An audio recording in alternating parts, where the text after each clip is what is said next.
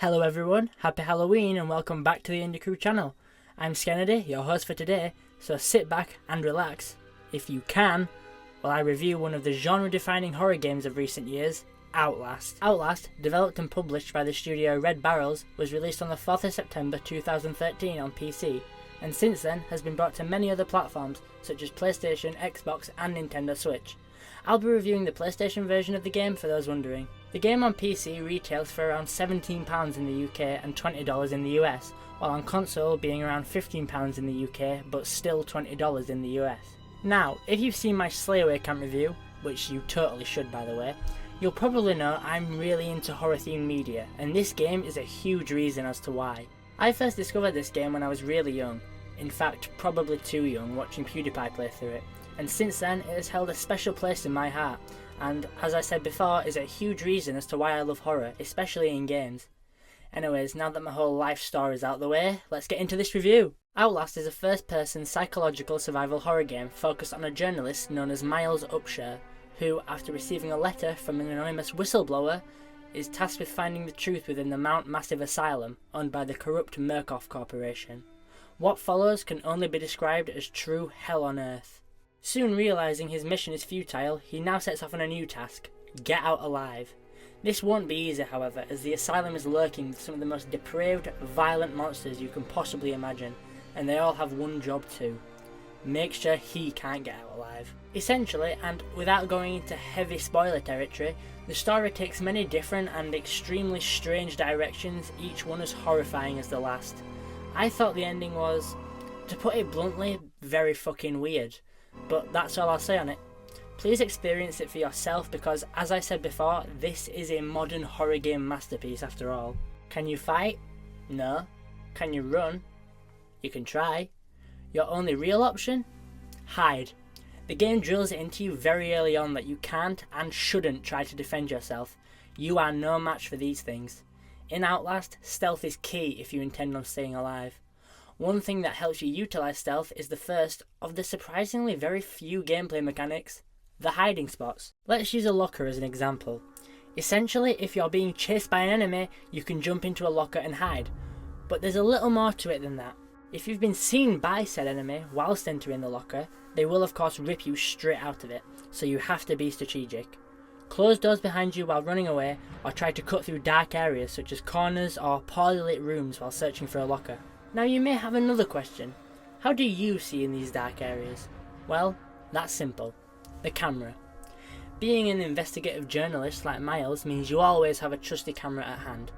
Luckily for him, but more importantly you, this camera comes equipped with night vision, allowing you to outmaneuver those freaks in the dark. That's not all it's used for though. If you use the camera as intended, to gather evidence, you'll unlock more notes which just summarise the different things you've come across and filmed.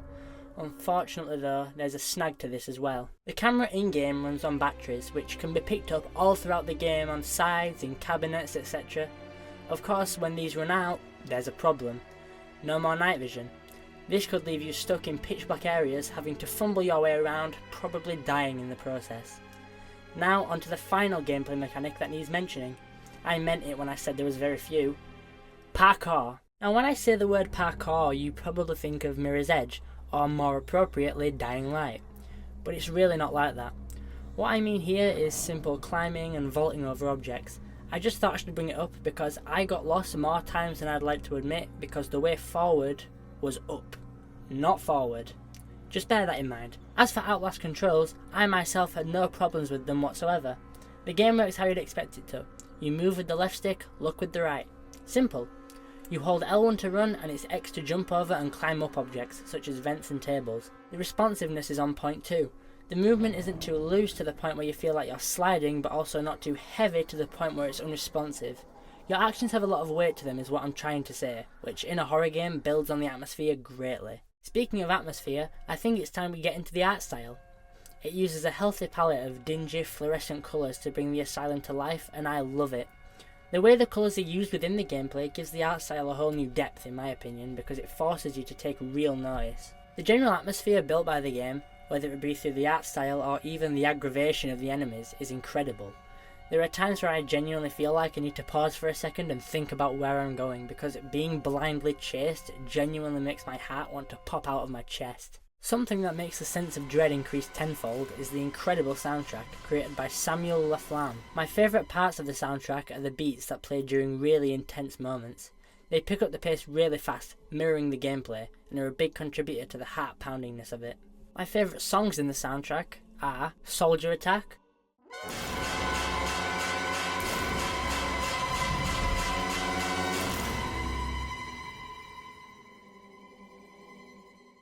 Stealth Part 4,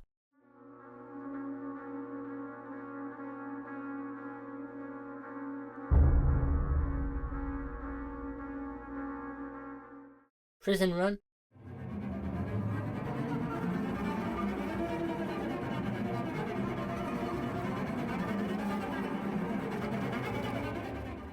Male Ward Chase,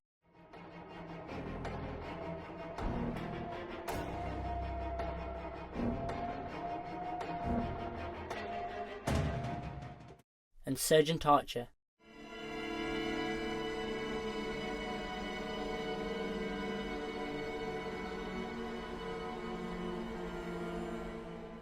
Home stretch now, people.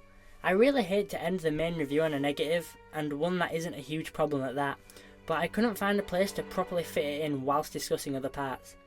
The problem is the enemy AI. Now, keep in mind you are supposed to feel somewhat boxed in at all times in this game. However, there were times in my playthrough, whether it be the version I played or what, sometimes enemies would walk out of the room and come straight back in continuously, leaving you somewhat soft-locked in a room. It's usually not a major deal, just let yourself die or reload the game, but sometimes you get sent back quite annoyingly far. Anyways, I think that more or less wraps up our review of Outlast base game. Base game, you may be asking? Yes, Outlast has DLC. Let me introduce you to Outlast Whistleblower. This segment won't be long because the DLC, in all ways bar the story, is identical to the base game. Released on the 6th of May 2014, Outlast Whistleblower, a prequel to Outlast, added more depth to the already rather odd world, bringing in a new protagonist. But is he really new? As I'm sure you gathered from the name, in this DLC you play as the Whistleblower who sent Miles Upshur the letter regarding Murkoff in the base game. His name? Wayland Park. Unfortunately for you, however, he's caught writing the letter on his computer and forced to be a lab rat for Murkoff. You control him in his fight to survive and finally expose Murkoff once and for all. This DLC, as I said, shares a lot of mechanics with the base game, even the camera. However, this time it isn't something you have on hand from the beginning. You find it shortly after the introduction. Also, unlike the base game, which is about 5 hours long if you're good, this DLC is only about an hour long, maybe an hour and a half, but for a DLC is actually quite decent in my opinion, as most usually last around 45 minutes at most. Anyways, I think that just about wraps it up. Both parts of the game have incredible genre-defining story, atmosphere, intensity. Honestly, I could go on and on. The way I'm going to go about this is I'm going to give the base game its own rating, the DLC its own rating, and an overall rating. I would give Outlast base game a 9 out of 10.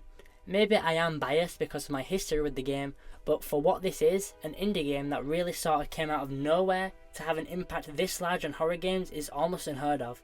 Besides, I don't know, FNAF. Bad example. I give Outlast Whistleblower an 8.5 out of 10, just because of length.